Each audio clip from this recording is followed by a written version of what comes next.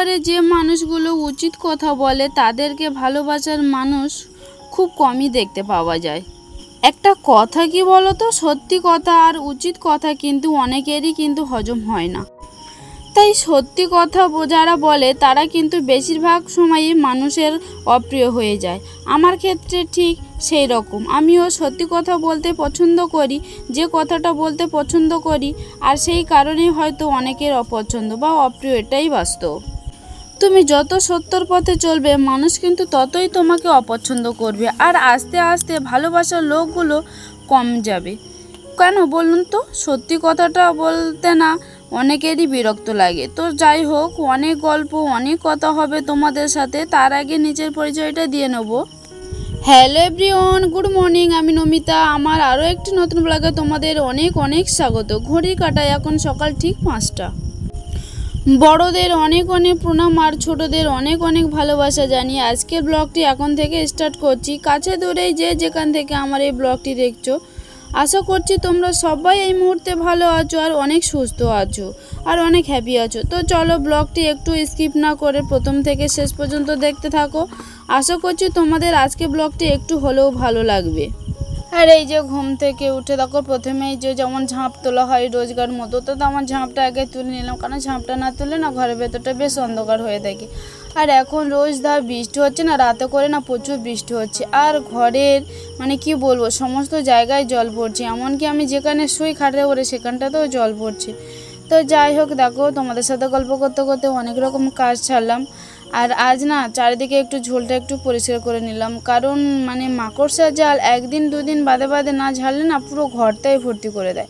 তো দেখো প্রথমে আমি ঝাঁপটা তুলে নিয়ে না বিছনাটা তুলে তারপরে একটু মানে ঝোল ঝালগুলো একটুখানি ভালো করে ঝেড়ে নিলাম। তারপরে এই যে কাকিমাটা আসলো না, কাকিমাটা মানে নাইটি দুটো সেলাই করতে দিয়ে গেছিলো, চান করবে সকালে, তো ওই জন্য আর কি নাইটি দুটো কাকিমা নিয়ে গেল। প্রকৃতির নিয়মে প্রত্যেক দিন রাতের পর নতুন একটা দিনের সূচনা হয়, তবে সেই নতুন দিনে প্রত্যেক দিন যে আমাদের এনার্জি থাকবে তা কিন্তু নয়। কাজকর্ম আমরাও কিন্তু সবাই করি, কিন্তু দেখবে এক একটা দিনে কিন্তু কাজকর্ম করতে ইচ্ছে করে না, আলস্যি লাগে, না হলে শরীর খারাপ করে, না হলে ইচ্ছে থাকে না। ঠিক আজকের আমার ক্ষেত্রে তাই হয়েছে। এমনিতেই একটু দেরি করে উঠেছি, আর তারপরে দেখো না সকালবেলা কাকিমাটা চলে এলো নাইটি নিতে, তারপরে একটুখানি তার সাথে একটু গল্প করতে তো আরও একটু দেরি হয়ে গেল। আর ঘরটা না পেপারগুলো না বেশ নোংরা হয়েছে, কারণ বাইরে এতটা কাদা, আর যতই তুমি পা মুছে আসো না কেন পায়ের কাদা ঠিক থেকে যাবে। তো সেরকম একটা অবস্থা, ওই জন্য একটু ঘরটা একটু ভালো করে মুছে নেবো, কারণ মানে কি বলবো ঘরের পেপারের উপরে তো জল পড়ে পড়ে তো জল এমনি পেপার কেমন হয়ে গেছে, আর তারপরে দেখো না কাদা চারিদিকে, তো এই জন্য একটুখানি ভালো করে পেপারটা মুছে নিলাম। আর পেপার মোছা হয়ে গেছে, ঘরের কাজটা পুরো কমপ্লিট করে নিয়ে আমি এবারে বাইরের কাজটা সেরে নেবো, কারণ তোমরা জানো রোজ আমি আগে ঘরের কাজটার সাথেই পছন্দ করি। তো ওই জন্য আমি ঘরের কাজটা পুরো কমপ্লিট করে নিলাম নিয়ে, আর এই যে দেখো বাইরেটা একটু মানে ঝাঁটিয়ে নেবো আর কি। আর এদিকে দেখো কাজকর্ম করছি, বাইরে তো পিটপিট করে বৃষ্টি হতেই যাচ্ছে, সারা রাত তো খুব মুষলধারে বৃষ্টি হয়েছে। আর ঝাঁটটা দিয়ে নেবো ভালো করে, ঝাঁট আর কি এই ঘরের সামনেটা একটুখানি নোংরা হয়েছে সেইটা একটুখানি ঝাঁটিয়ে নেবো আর কি। বাড়িটা তো ঝাঁটাতে হয় না, কারণ বাইরে তো বৃষ্টি হচ্ছে কাদা আর কাদা। তো আমার ঝাঁট দেওয়া কমপ্লিট হয়ে গেল, এবারে ঘরের সামনেটা একটু বাসি ঘরটা একটু নেতা দিয়ে নেবো, এই জল দিয়ে একটুখানি সামান্য একটু মুছে মুছে নেবো। আর দেখো জুতো পায়ে মানে কি বলো জুতো পায়ে হেঁটে হেঁটে বারান্দার সামনেটা নাকি বাজে হয়ে গেছে, তাই ভাবলাম একটুখানি মানে নেতা দিয়ে আর জল দিয়ে একটুখানি হালকা করে মুছে মুছে নিয়ে, কেমন বাজে যেন লাগছে ঘরের সামনেটা। তো ওই জন্য আর কি আমি মানে একটু সামান্য পরিমাণে করে জল দিচ্ছি, কারণ এখন বৃষ্টির সময় তুমি যতই জল দিয়ে নেতা দাও না কেন মানে তেমন কিন্তু শুকাতে চায় না বা জলটা তাড়াতাড়ি টেনে নিতে চায় না, কারণ বৃষ্টি হয়ে হয়ে মাটির সব তো ভিজে ভিজে আছে, জল বা আর কোথায় টানবে, তাই না? তো ওই জন্য একটু হালকাভাবে মুছে নিলাম। আর এই যে দেখো মানে ঘর মুছেছি যে নেতাটা দিয়ে, তো নেতাটাকে আর কি মানে ধুয়ে আর রেখে দিলাম। আর এই যে ঘরের সামনে দেখো যেখানেই খাওয়া সেখানেই থাকার, সেখানেই মানে সব কিছু বাসন মাজা সব কাজ, এরকম একটা ব্যাপার মানে পর্যায়ে আমি এসে দাঁড়িয়েছি আর কি। মানে বাইরে তো বৃষ্টি হচ্ছে আর বাইরে ওখানটায় যেতে পারছি না বাঁশ গাছ তলায়, তো ঘরের সামনে এই যে গামলিটা পেতে রেখেছি, তো গামলিতে সারা রাত বৃষ্টি হয়েছে, গামলিটা জল ভরে গেছে, তো ওই জন্য এখানে বসেই মানে বাসনগুলো মেজে নিচ্ছে আর কি। আর এই সকালে বৃষ্টিতে ভিজলে মানে ঠান্ডা তো লেগেই যাবে, তো ওই জন্য দেখো বৃষ্টি হচ্ছে দেখোছো, তা ওই জন্য আর কি ঘরের সামনে বসে এখানে বসেই মানে বাসন থালা পাথরগুলো সব মেজে ধুয়ে এখান থেকেই গুছিয়ে নিচ্ছি। আমার যে সমস্ত বন্ধুরা আমার প্রথম থেকেই পাশে আছো তাদের অসংখ্য ধন্যবাদ। আর আমার যে সমস্ত নতুন নতুন মিষ্টি বন্ধুরা আজকে আমার এই ভিডিওটা প্রথম দেখছো, যদি কোনো কারণে আমার ভিডিওটি ভালো লেগে থাকে তাহলে অবশ্যই করে একটা লাইক করে কমেন্ট করো, আর চাইলে আমার এই ছোট্ট পরিবারে একজন মিষ্টি সদস্য হয়ে আমার পাশে থেকে যেও। আর এই যে তোমাদের দাদাভাই মিষ্টি মাছ কিনে দিয়ে গেছে, তো এখানে বসেই মাছটা কেটে নিচ্ছি, কারণ এখানে মানে উঁচু নিচু জায়গাটা, তো আমি ঠিকভাবে বসতে পারছি না, তো এইভাবে বসে একটি মাছটা কাটছি, যেহেতু বটিটা একটু ছোট ওই জন্য আমি মানে এখানে এইভাবে বসেই মাছটা কেটে নিচ্ছি। মানে বাইরের বৃষ্টি হচ্ছে, কোথায় বসে কাটবো, তো এই উনুন ধারে বসে এখানটায় বসে আর মাছটা আর কি কেটে নিচ্ছি। আর এই যে তোমাদের দাদাভাই আজকে দেখো বাড়িতে আছে, ওই জন্য মাছও কিনে দিয়ে গেছে, তো অনেক দিন পরে মিষ্টি মাছ খাবো আমরা আর কি, তো মাছটা কিনে দিয়ে গেল। আর বাইরে এতটা পরিমাণে বৃষ্টি হচ্ছে, মানে এখন টিপটিপ করে হচ্ছে আর কি, বৃষ্টি প্রচুর হচ্ছে। দেখো আমার সামনে দেখো জল জমে আছে, দেখতে পেয়েছো? আর বাইরে তেমন কাটার মানে বসার কোনো জায়গাই নেই, মানে সমস্ত জায়গায় তো কাদা, তো ওই জন্য ভাবলাম যে এইখানটাতে বসে মাছটা কেটে নিই আর কি। আর এরকমভাবে বসার কারণটা কেন জানো তো? কারণ মানে জায়গাটা উঁচু নিচু, ওই জন্য এরকমভাবে বসে মাছটা কাট আর কি। আর এই যে সমস্ত কাজ সেরে এবারে চলে এলাম, চান করে পূজা দিয়ে ঘরে চলে এলাম। তো আজ তোমাদের দাদাভাই ঘরে আছে, ঘরে বলতে তোমার গোসাবা বাজারে আছে, দোকানেই কাজ করছে, তো দুপুরে ঘরে এসে খাবে, তো ওই জন্য আজকে 12টার ভেতরে রান্না করে নেবো। তো এখন বাজে 10টা, এবারে রান্নার জোগাড় করে নিয়ে রান্না করে নেবো। আজকের মেনু ঝিঙে আলু মাছ দিয়ে ঝোল আর উচ্ছে আলু ভাজা। তো চলো সবজিটা কেটে নিই।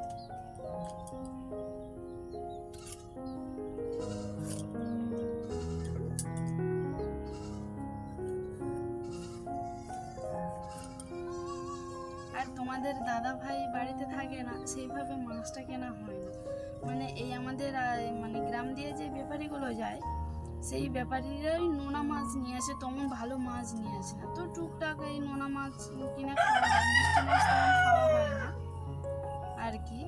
তো আজকে মিষ্টি মাছ কিনে দিয়েছে তোমাদের দাদাভাই, তেলাপিয়া মাছ কিনে দিয়েছে। তো আর কালকে সোমবার ছিল, আমাদের এখানটায় বাজার ছিল, ওখান থেকে বাজার করে এনেছে ঝিঙে আলু, ঝিঙে উচ্ছে পটল সব রকম সবজি এনেছে আর কি। তো অনেকদিন মিষ্টি মাছ খাওয়া হয় না, ভাবলাম ঝিঙে এনেছে যখন মিষ্টি মাছ কিনে দিতে বলেছিলাম, মিষ্টি মাছ কিনে দিয়েছে, তো ওই জন্য ঝিঙে আলু দিয়ে করবো। আর শ্রাবণ মাস পড়ে গেছে, প্রায় নিরামিষ, তোমার মানে কি বলবো, আর মানে শনিবার নিরামিষ আবার সোমবার নিরামিষ। শনিবারটা আমি 12 মাসই নিরামিষ খাই, সোমবারটা আগে খেতাম এখন খাই না। তো শ্রাবণ মাস আর চৈত্র মাস সোমবার খাই না, নিরামিষই খাই।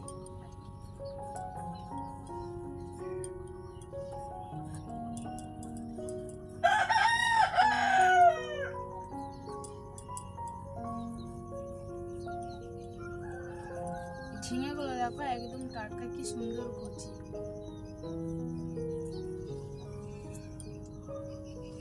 আর আমাদের গ্রাম অঞ্চলে এখানে তো সব যে যারা বাড়িতে মানে সবজি চাষ করে, তো বাজার আসলে আমরা টাটকা সবজিটাই পাই আর কি। আর ঝিঙেগুলো এনেছে না খুবই সুন্দর, মানে খুব মানে কি বলবো, খুব কচি বা খুব সুন্দর আর কি, ঝিঙেগুলো আমার খুব পছন্দ হয়েছে। তো এই যে দেখো ঝিঙাটা কাটা হয়ে গেল, এবারে এই আলুটা কেটে নেবো, আলুটা কাটা হয়ে গেলে তারপরে উচ্ছেটা আর কি কেটে নেবো।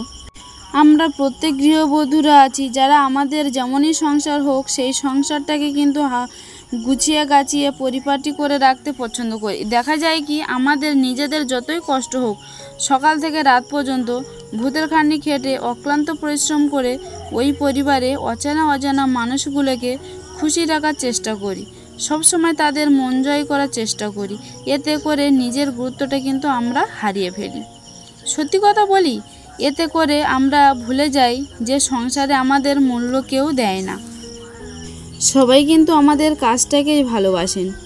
আজ কাজ করতে পারছি বলে সবার মনটা জয় করে নিতে পারছি, সত্যি কথা বলতে কি জানো তো, এখনও অনেক শ্বশুরবাড়ি আছে যেখানে পরের বাড়ির মেয়েদের উপর খুব অত্যাচার করা হয়। এখন অত্যাচার বলতে যে গায়ে হাত তোলা তা কিন্তু নয়, একটা গৃহবধূকে নানান রকমভাবে অত্যাচার করা যায়। সেটা হতে পারে মানসিক, সেটা হতে পারে কাজের মধ্যে দিয়ে। তবে ঘরের বউকে তো গৃহের লক্ষ্মীর সাথে তুলনা করা হয়। একজন ঘরের বউকে কিংবা একজন গৃহের লক্ষ্মী তখন অলক্ষ্মী হয়, তখন সে শ্বশুর বাড়িতে সমস্ত অত্যাচার, জ্বালা, যন্ত্রণা সব কিছু মুখ বুজে সহ্য করবে। সে চোখ থাকতে অন্ধ আর মুখ থাকতে বোবা হয়, তখন সে কিন্তু লক্ষ্মী তকমা হয়। যারা মুখের উপর উচিত কথা বলে, যারা অন্যের এই প্রতিবাদ করে, যারা স্পষ্ট কথা বলতে পারে, তারা কিন্তু ততক্ষণ ঘরের লক্ষ্মী থাকে না, তারা ততক্ষণ ঘরের লক্ষ্মী থেকে অলক্ষ্মী হয়ে যায়। এটাই বাস্তব সত্যি, এটাই সংসারের নিয়মা।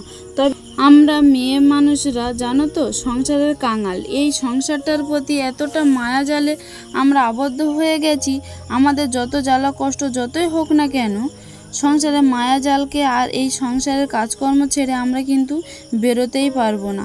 কোথাও যদি এক বা দুদিনের জন্য বেড়াতে যাই, সেখানেও শান্তি পাই না, শুধুমাত্র সংসারের জন্য।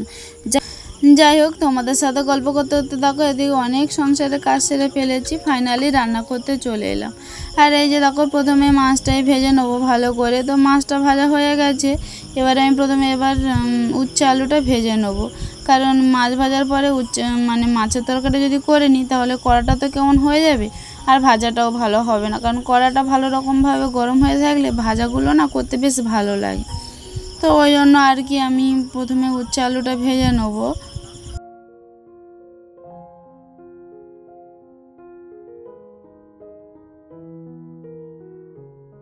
উচ্ছে আলু ভাজাটা দেখো আমার কমপ্লিট হয়ে গেল।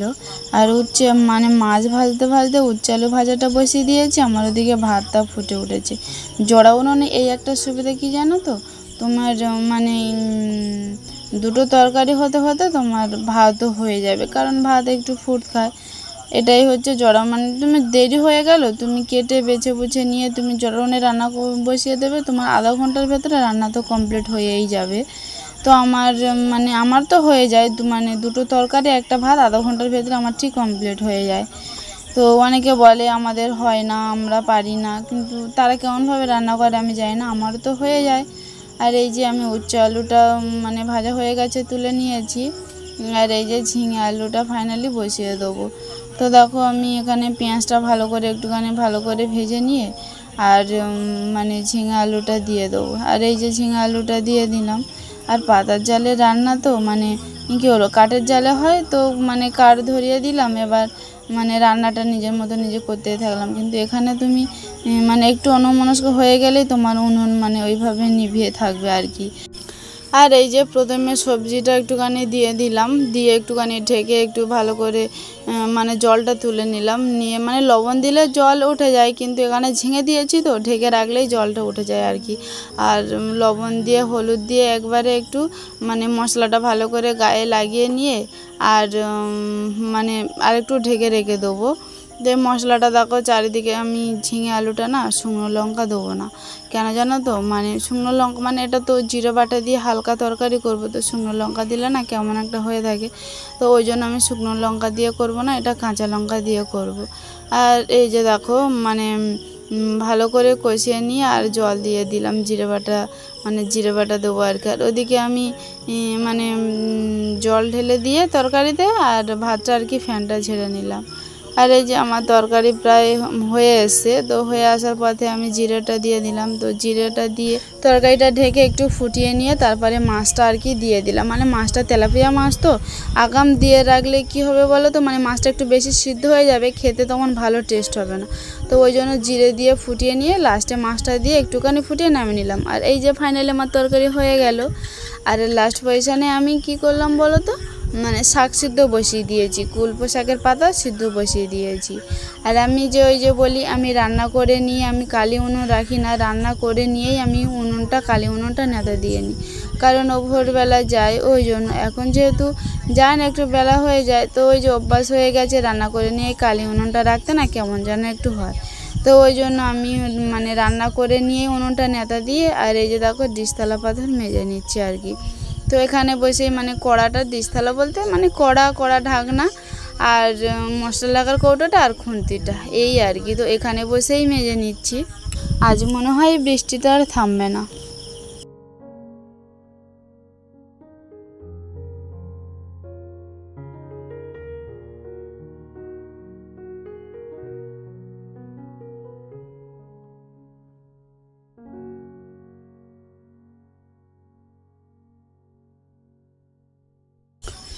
কাজ বাজ সেরে নিয়ে তোমাদের দাদাভাই এসেছিলো, তারপরে খাওয়া দাওয়ার ভিডিওটা তেমনভাবে করিনি আর কি। আর এই যে বিকালে দেখো কাঁঠাল মাখা দিয়েই শুরু করলাম বিকালটা আর কি। পাতিলেবুর রস, কাঁচা লঙ্কা আর বিট লবণ দিয়ে কাঁঠালটা মানে এইভাবে খেতে আমার তো খুবই ভালো লাগে। তোমরা একবার ট্রাই করে দেখো, নিশ্চয়ই তোমাদেরও খুব ভালো লাগবে। আমার তো খুব অসাধারণ লাগে। ভিডিওটি তোমাদের কেমন লাগলো কমেন্ট করতে ভুলো না। তাহলে আসি, আবার কালও আরও একটি নতুন ভিডিও নিয়ে তোমাদের সাথে দেখা হবে। ততক্ষণে সবাই ভালো থাকবে, সুস্থ থাকবে, টাটা।